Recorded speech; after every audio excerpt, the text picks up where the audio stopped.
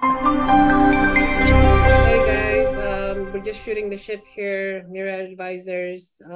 We have Josh, we have Wes, and we also have Christian. So I have myself, the Centricity, PNDU. That's me. And yeah, Christian, sorry for cutting you off there. Well, I'll just finish the point, which was I was listening to that General McInerney, who was a Fox contributor for over 20 years, and he was going over all the different types of evidence, proof of voter fraud in that last election in the United States. And one of the things he brought up that people don't talk much about anymore, but is proven, is the U.S.'s use in that election of the CIA's software Hammer and Scorecard. Oh, So Hammer and Scorecard, huh? I'm I've sorry. heard about this. I've heard about this. That's like the Yeah. how the So CIA. that was a Yeah. program that was used, and everybody knows about it. It's not like it's classified information. They were using it to rig elections all over the world. And then there's evidence that Obama had given permission, authorization for them to use it in the 2020 election. And he was actually citing that. So, anyways. It's fucked up. But like this has been going on for a while. Like so the reason we're talking about this is obviously because like this is also happening in my country. Like well, allegedly. Like there's been court cases being brought about starting this week, actually starting a few days ago, about the validity of the last election, which is only a month ago.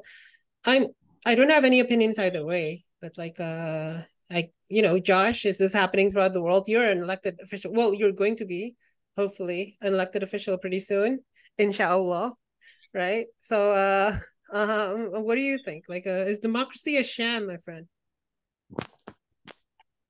No, I mean, I think there's always been a certain amount of cheating. I mean, we talked earlier, like even it's pretty well accepted now that the mob helped get JFK elected, by stuffing the ballots in Chicago and New York, and most people view him favorably. Yeah. But but I mean, I'm sure that there's always been. It just depends on how widespread it is. If you have, you're always going to have. There was in New York City, in the 19th century, there was, it was pretty well known that they would vote early and vote often, to for whoever was running Tammany Hall at the time. Tammany Hall was like one of those popular things that everyone knows was, but it's local. You got to have overall faith in the system. Like I was saying, a 1 to 2% margin is usually what you got to have to overcome cheating, because otherwise it's too widespread and people lose faith, and then society breaks down. So you can only cheat so far. So not that that's good, or I mean, I'm just talking how that's reality. I mean, you just got to accept, like, that's what you can't. So so are you saying the mob helped JFK steal the election in 1960? I mean, I think that's pretty well established in courts now. Yeah, Like a lot of people went pretty to jail in historical. Chicago for stuffing ballots for JFK. So was it a And mob it thing? was it was the Teamsters technically, but the mob was controlling the Teamsters at the time. So Sure. unions in the U.S. Unions are the who steal elections. So that's why everyone's sort of like looks the other way, because the unions are supposed to be for the workers. So it's but Isn't it right though? Like that, like like Robert Kennedy was cracking down on the mob, like Jimmy Hoffa, like when he's Attorney General, like Robert Kennedy, like it's the Kennedys, yeah, like. yes, yeah, But it's pretty well accepted that they had. I'm not putting you on the spot. I'm just curious. Like I'm a big fan of that era. Well, that's why one of the JFK assassination theories is the mob, because he turned on the mob after he got elected, because he didn't like he realized what he did was wrong. He knew he was wrong when he did it. He just did it to get elected, and then he was going to crack down on the mob. Was the Which he also appointed his brother as attorney general. Which, if we did that today, you'd be like, what the hell? Yeah, yeah, Like, it's but pretty weird. Yeah, but um but yeah, I mean, he essentially bit the hand that fed him. So that's why one of the I mean, I think it's more plausible than a lot of people give it credit for, that mob was the one who put out the hit on JFK, because then they killed the assassin who would have been able to give them up, and the guy who killed the assassin was also mob related. So yeah, Kirby. So, Wes, what do you think about all this? I mean, not the JFK stuff if you like, but like my original question, the elections. Well, not the Um, elections, but elections in general. Are they like I do think people cheat in elections? Duh, they do. But like, is it widespread? Is it like there, is there's been a democracy? lot of cheating. There's been a lot of cheating going on for quite a while, but we, in general, I think the population just, um, did, it didn't get to the point where, I mean, like here in the U.S., like 23 years ago, we had a case here in Florida, right? But um, that was just one state. And like Josh said, he went back to the 60s, I think it was 70s, 60s, where there's been a lot of cases. All of Mm, these cases have been in small communities or in regional areas, but there's never, I don't think there's been cases where it involved an entire country, especially the size of the US or in the case of Indonesia. But I mm, think that really it has gotten to that point where some in the world really want to retain power in some form and they are being contested. And of course, they resorted to doing a lot of corruption and trying to keep mm, the power, and that's why they organized. And I thought about this, and some of the content that we consume, all these commentators that tell us, going back some time ago, there was all this organized effort to make things mm, be a particular way because you cannot just have these outcomes or these practices or these results if in one year you decide, oh, I'm just going to do this, let's do this, guys. No, it takes a long time to get this done. It takes a long mm, time, but indeed they have been planning a long time. They have had a lot of organizations throughout decades to get things going, and I think that all of that is showing up now, not only for elections, many other things, but in this case we're talking about elections. So yeah. I do believe that they have cheated. There's a lot of corruption, and a lot of people have sold their, like for lack of a better word, like have sold their souls. Sold their I souls. Yep. Yeah, because the whole process of elections that are uh, corrupt like this is to keep us captive. Uh, Mm. we're supposed to have elections to elect our leaders in the free world to help us keep our freedom, and yet a lot of what's going on is to help us or to make us be in some form of captivity. Um, this is not really the way, I mean, for the American mind, how things ought to be. But this is the way that the old world used to be, where you have slavery and people in captivity in some sort. It's sad to see that some people will sell into this crap because Mm. will allow themselves to be bought and help. Because without them, they cannot do any of this. It takes a lot of people to put all of these things in place. Now, not like the majority, but it takes, thousands of people. You cannot just do it with a couple of hundreds. If you're talking about Indonesia, I Mm. mean, they're all finding out there whatever went on, but it must have taken them, I don't know, I guess a few thousand people to get this going. Yeah, I mean, Indonesia has like 270 million people. Like, I think it's like 290 million people now. So it's close to the US population. And like the problem with here's my thoughts. I have my take on it. And this is in general. I think I think that like elections have always had like people trying to cheat, but like it all depends on the system and it all depends on the definition of cheating. Like for example, right? Like is it cheating to to is pork barrel politics cheating, right? Like um government spending for localized projects just to get votes, is that cheating? For example, like that's actually the question. That's one of the questions that's like relevant right now for Indonesia. Because like it's a continuation, like the current presidential like the president elect is sort of like continuing, like think of like Obama and Biden, right? And this is the same thing. Like that's one of the things. Like, is that legal? That is legal. That's 100% legal. It's not really cheating per se, but I mean, it's still basically influencing the election. is talking shit about Trump 24/7 in all the medias, is that cheating? Technically, it's not. Technically, I mean, legally, it's not, but it is. Like, well, I mean, we know this, right? So, and there's also like actual cheating that are they're like, legally you are actually cheating because you're putting like fake ballots and printing ballots in the middle of the night and then like sending boxes over. Um, that's cheating. Tampering with like election, like with tabulation machines, Dominion tabulation machines. That's cheating. I think cheating always exists in degrees and definitions, and I think I've always thought politics was dirty, but I'm like really good friends with one politician at least. Hey, Josh, and I know he's not cheating, so I vote for him. This has been a campaign message. Joshua Powell. Yeah, I don't. Well, I mean, just to give you an idea, in Detroit, I mean, Republicans are trying to fight back. Like Detroit is just like a complete Democrat. It's like a D plus 80 as far as the election goes. Like it usually goes 80-20, 80% Democrats, 20% Republicans.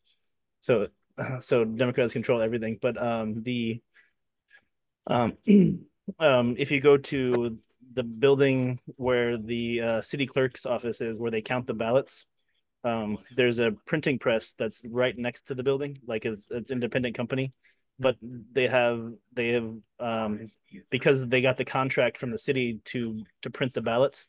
They have a way to get from building to building without going outside. They built an annex so that you can walk from one building to the other without having to ever go outside. And it's also a secured area. So when you do have ballot inspectors, you can't ever go into that area. So you could literally wheel a cart full of ballots from the printing press over to the ballot counting area without anyone ever seeing it. And there's no way to know that it happened. I personally know somebody who was at the TCF Center where they counted the ballots in 2020, and they stopped. They raised an objection because the ballots that came in were in alphabetical order. Like they were supposedly just came in through the mail, but they were in alphabetical order. And what the election inspector did is they came over and they looked at them, and then they right in front of everybody, they just mixed them all up. They're like, okay, they're not in alphabetical order anymore, and then they started counting them again.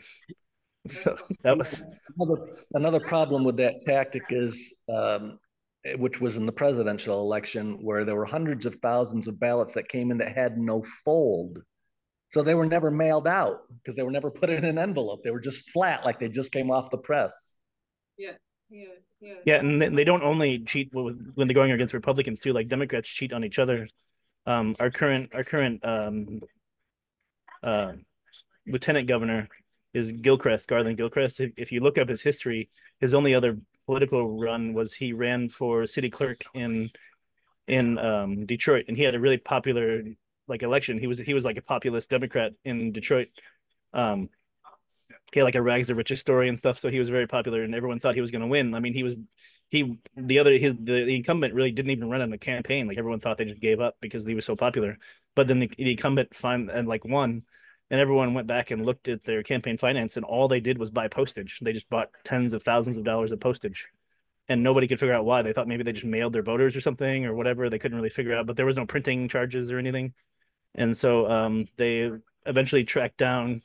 I mean, the Gilchrist track, is the one. He's a Democrat, and far left Democrat, really, and he tracked down that they had just printed tens of thousands of mail-in ballots and did the postage themselves, paid for the postage so that it didn't come back to the city clerk's office, because it was a city clerk who was responsible for counting elections, and it was their election. So in order, he opened a lawsuit, and he dropped the lawsuit whenever they offered him the lieutenant governor position with Whitmer. So that's how we got our current lieutenant governor, is because he was cheated out of being the Detroit city clerk, and they gave him a different position. That's yeah. Okay. So that is one.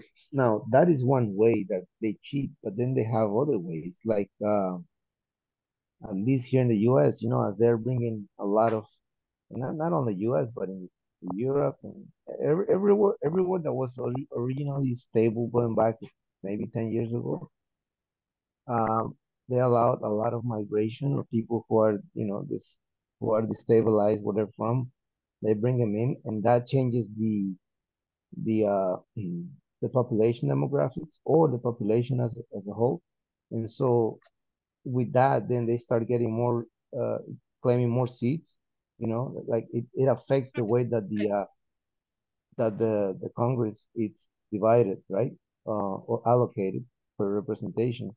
So that's one way that we don't really talk about, but actually, in fact, that affects, and that's cheating. Basically, those Exactly. who are in Like, favor get that's like benefit by out. this. It's like like there's a really good sci-fi book that I used to read, like that uses a, like there's a phrase in that book. It's the culture novels. Anyway, outside context problem. So we're thinking of like elections in like the election context, but there's actually an outside context problem.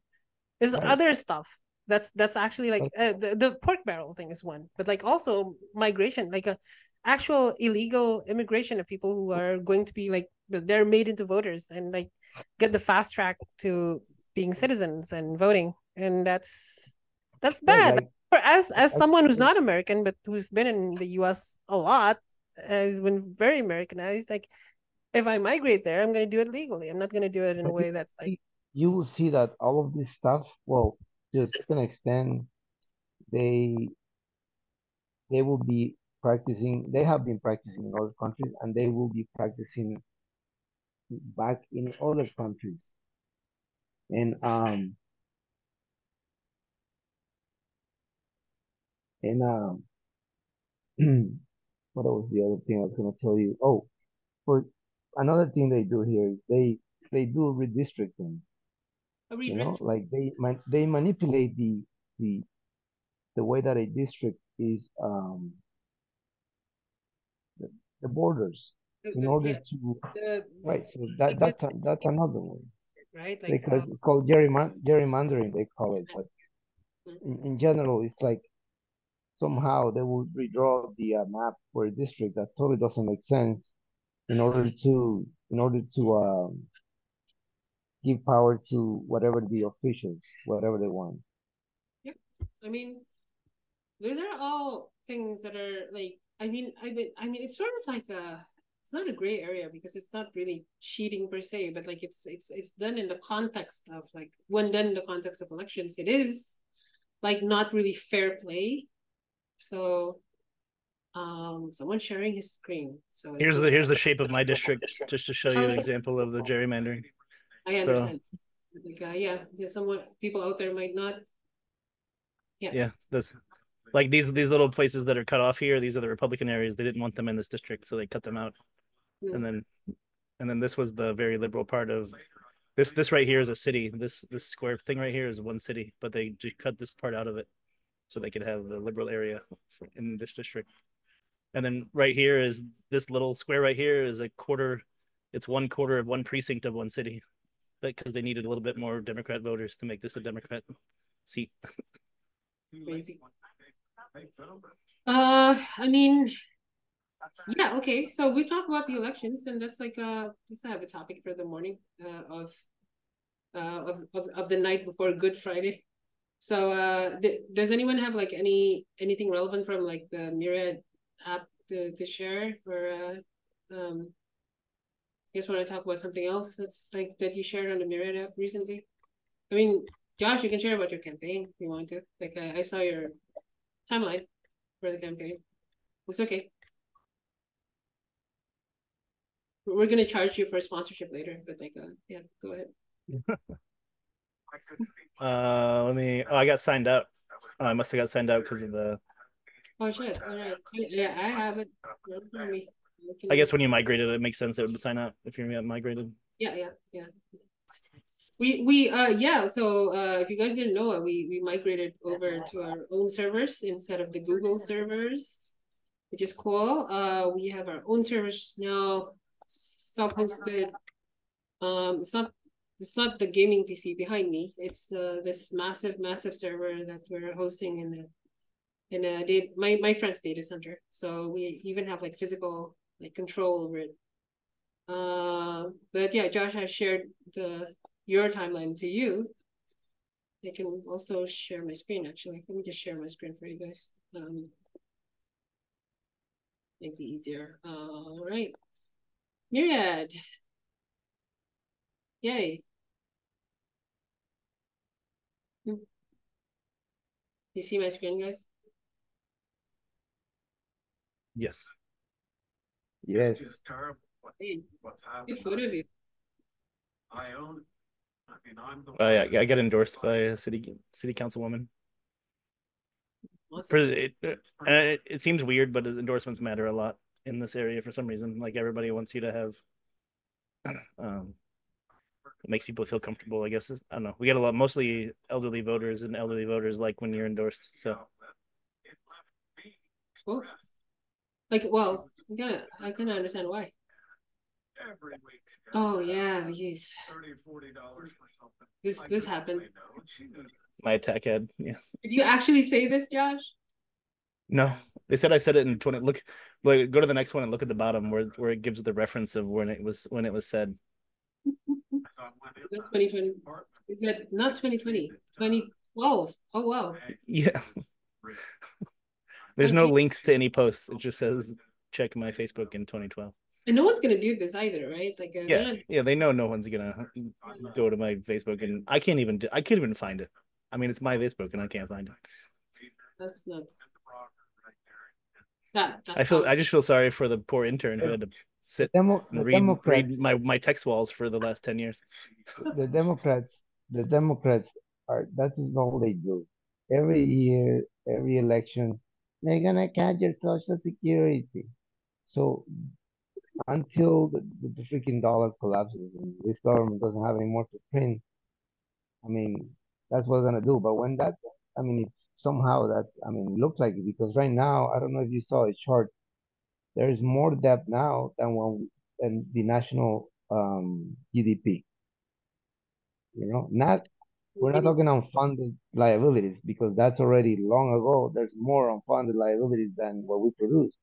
But you can say, okay, in the long run, we can catch up. No, as of now, I think it was 35 trillion old, and we're like producing 33, 32. It's the first time that ever happens recently. So, you know, they can keep pretending that it's not going to happen, but oh guys, cool. Like a friend posted, Micah posted, guys, go like this on Myriad, okay?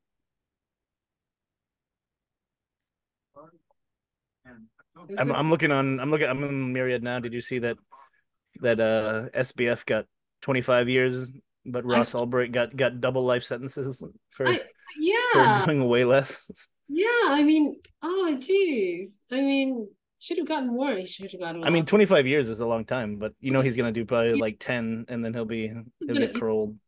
He's gonna get like time off, right? He's gonna get time off. He's gonna serve like 20. And he's how old is he? Like he's 20 something, right? 28 probably. Yeah, his late 20s, early 30s, something like that. Yeah. Yeah. Who are you talking about? He's gonna Sam Bankman fraud. He's 48. Oh. Like he got 25 years, but he doesn't have to serve 25 years. That's just what the maximum sentence is for stealing billions of dollars. But Ross Ulbricht, who ran Silk Road, got 2 life sentences consecutive to be conserved consecutively. Yeah, like his parents are like connected. That's sort of why. Well, it kind of sucks. But and Silk Road didn't even steal any money from anybody. They just gave people what they wanted. Yeah, well, that's the government for you. So yeah, his only crime was building a website where people could trade freely without government permission. And he was sentenced. And he was really bad at security when he did it. That was his main crime. Like, he was having people send stuff to his house. Yeah, no OPSEC at all. Like there's something that's like written here that I want you guys to read. Like I'm just gonna also read it to you, but like this is a really good post. It's too long to import on its entirety, like in its entirety to Myriad, but it's actually pretty cool. And something deeply unsettling about SBF's parents. So you know about SBF's parents, right? The Democrat donors, the Bankman and Fried, the Mother's Bankman, I think. So it's it's creepy. Like their defense of like SBF is actually super creepy. Like adoption of utilitarianism as a mitigating factor in his sentence. Consumption of literature from well-known academic philosopher, that's lefty. Sam deserves credit for adopting a vegan diet that spares the lives of animals. Yeah, I mean, this guy has right, and I agree with him. Like SBF is probably not just a hapless nerd. He might actually be raised as a sociopath. Raised from birth to believe that high SAT scores and prestigious diplomas grant immunity from consequences in life. Anyway, yeah, I agree also with this. Well, so he has an appeals process, right? No idea. Like Yeah, this was just the initial sentencing, so he's got all kinds of appeals And left. so will he be out while they're going through the appeals process, or will they incarcerate him? Well, it would be up to the court. Usually depends on how likely they think you are to succeed on the, which it could be bad. I mean, if they let you out during the appeals process, then you don't get any credit for the time served. So then you have to go serve it more after the fact if you don't win the appeal. So okay, I was just wondering if there's been a ruling on that yet. I don't think he's officially filed an appeal yet. At least not that I know. I'm under the opinion that if he screwed up that many people, I think he doesn't want to just be walking around, because a lot of people lost a lot of money. Yeah, I mean, a lot of people got life sentences because he took their life savings. So that's like, let's not use that. I don't think that guy can be just walking around like fine and dandy. Like it's a matter of human life. Like you know what, guys? Like never do this, but like a lot of people kept their life savings like on FTX, and including some of my friends. And like I know personally a millionaire who lost it all, who's no longer a millionaire, not even like he has like 10K left or whatever. He's my friend on Twitter. And it really, really sucks. Some people killed themselves. Like people would think about it. Losing everything after being like super rich. Well, the reason I keep asking is because you can kind of tell if there's back channel action going on if the guy is not sitting in prison someplace. So if he is sitting in prison someplace, yeah, they probably have every intention of just hanging him. But if not, and he's out walking around pending appeal, it's pretty good indication that he's got people behind him, Yeah, there's a lot of people that have spent years going through this process. I don't know. Yeah, I don't know. Like what did you see? He's walking around? I think I saw that he was in a Brooklyn prison. Oh, he is in prison. Yeah, he's been in prison. He's been in a Brooklyn prison of all of them. So that's not a good thing because that's kind of like close towards. He was even in prison before the trial was over because he was found guilty of tampering with witnesses. He tried to send witnesses crypto. That's a Bernie Madoff right there. Yeah. He was trying to quote unquote refund some of the witnesses' money. Yeah. With crypto. Yeah, I heard that. Yeah. Yeah, jeez. I mean, if Solana keeps going up, he has money to spare, So I know that's also super suspicious. Don't you guys realize? Like, here's the thing. Like SBF, right? Like the rise of FTX was right after Biden took power, and after that came all the Democrat donations and from FTX to Democrat politicians, and I mean it's all connected, isn't it? Like Solana was created by FTX, created by SBF. And my point is like this recent Solana hike felt a lot like the NFT spike, NFT bull run during COVID, like right after Biden took power, like right after COVID, and then Biden took power, and then boom, slam, like FTX and the NFT bull run, and that's very manipulatable. Like it's easy to manipulate NFT prices when you have like it's harder to do so with Bitcoin, but you can still do it. And Solana, I don't know, like it feels weird that this, like everyone was bullying Solana. Everyone is talking about Solana and like its relation with SBF. And now they're making Solana like the third chain, like after Ethereum, and not even Ethereum because Ethereum is not getting a lot of volumes. It's insane. I think the market makers are in cahoots with this I'm telling ban you, that's protecting SBF.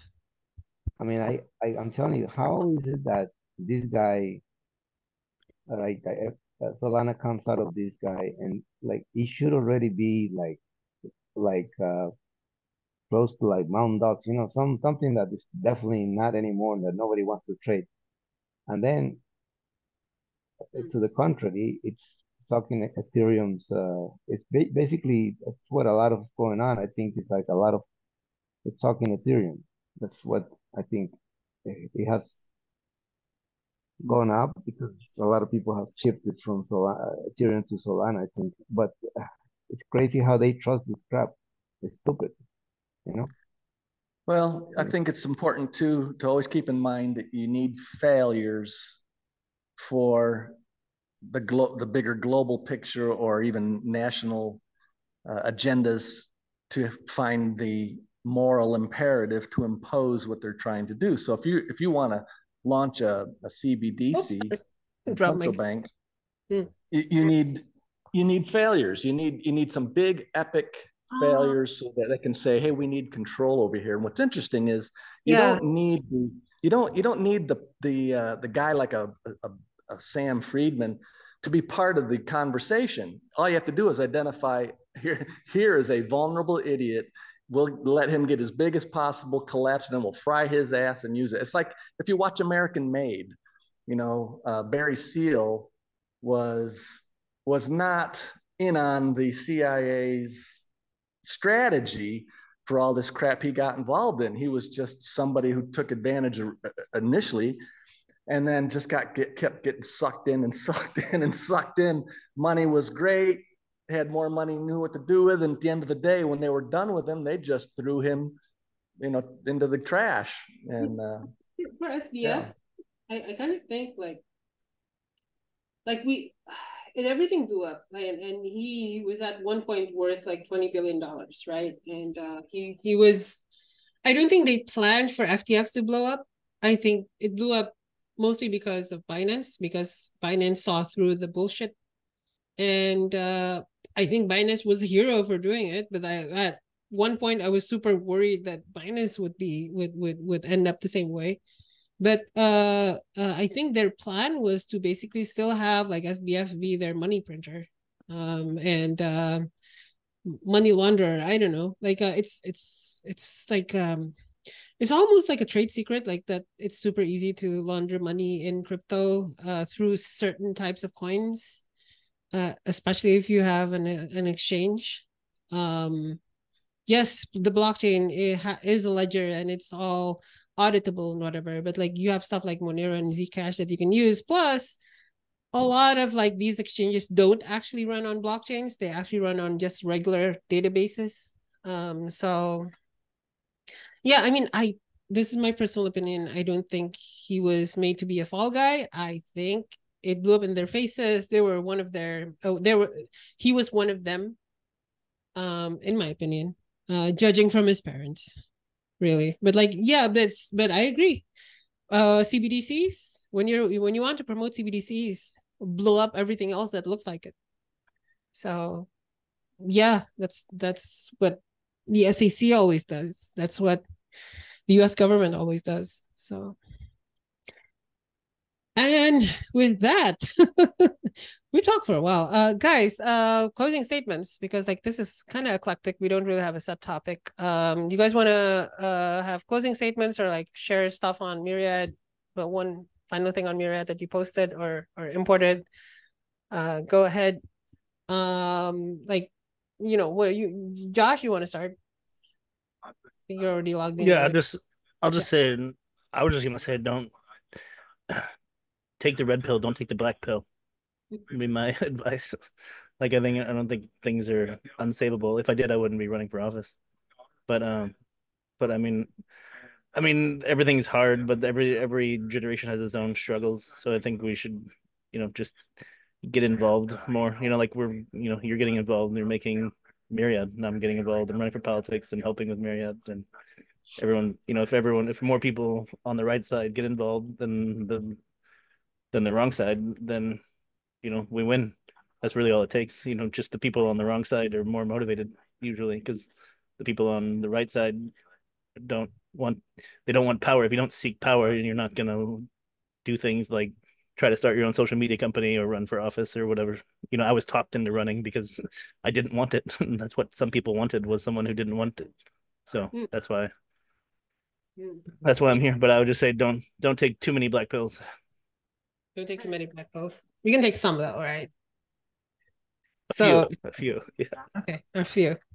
Josh says, yeah, be the change you want to see in the world. Wes, what do you have to say? This week, maybe might have been last week, but an acronym came to my mind, because I happen to see this acronym often. CVS. It's not a store. Uh, it's just every action that we take. I think we can think about it like this: captive versus sovereign.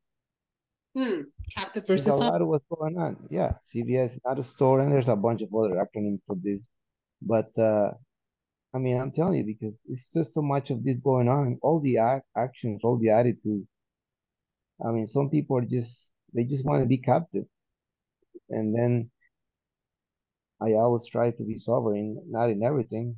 Maybe it's because I have a lot of sovereignty. I appreciate it. But, there's more in depth about this discussion, but that's just something I wanted to leave you with. Just remember, okay, what am I being here? I'm going to be captive or I'm going to be sovereign out of this action. That's why everything I do or try to do out of IT or information technology is to try to pick something that's going to give me some freedom, sovereignty, because there's so much that is just taking you to be part of something and not allowing you to get out. It's like holding you hostage. You know?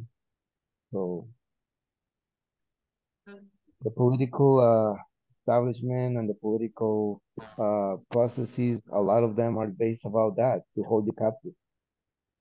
How to hold you captive? Yeah. So from Wes, be sovereign, don't be captive. CVS, Right. yeah. Right. And Christian. I think the most perilous thing the world is seeing right now, whether you're, dealing with that huge election fraud in Brazil where they brought a guy out of prison to beat the most popular guy they'd ever had, or whether you're in Indonesia and you're dealing with the issues there, or whether it's the election fraud, massive fraud in the United States, the biggest peril is the inability to prosecute any of this stuff. Josh raised whether they could wheel entire, bundles of fake ballots just through a tunnel, or whatever you call it there, a mezzanine over to a counting place. Well, even if you find that, even if you watch that, even if you filmed it, would you prosecute it?